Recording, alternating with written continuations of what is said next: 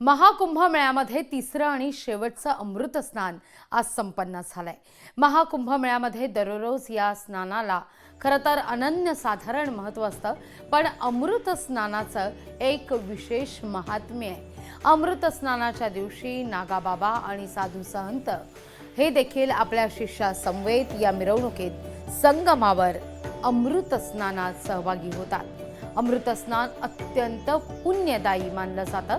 धार्मिक मान्यतेनुसार महाकुंभच्या अमृत स्नानाच्या दरम्यान गंगा आणि इतर पवित्र नद्यांमध्ये स्नान करणं याला एक आध्यात्मिक महत्त्व आहे। जी व्यक्ती यावेळी गंगा किंवा इतर पवित्र नद्यांमध्ये स्नान करते त्या व्यक्तीस मोक्ष प्राप्त होतो अशी आख्यायिका आहे असं समजलं जातं।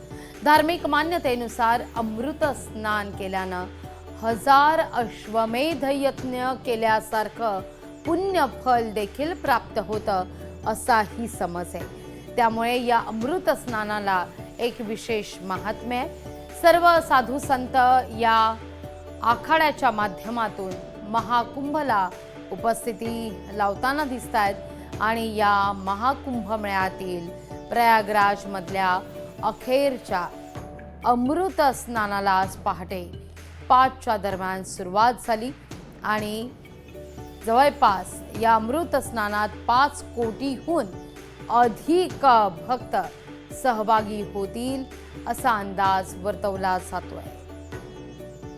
ही 3 दृश्य आपण या क्षणी पाहतोय।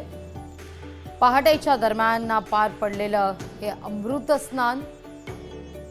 कडाक्याची थंडी सध्या प्रयागराजमध्ये आहे, पण या थंडीतही या अमृत स्नानाचा सोहळा भक्तिमय वातावरणात संपन्न होतोय।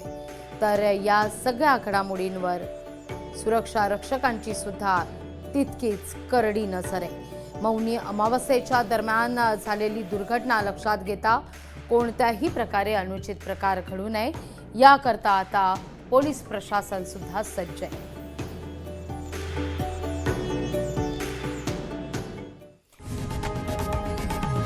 लोकशाही मराठी ऐका, पहा, जागरूक रहा।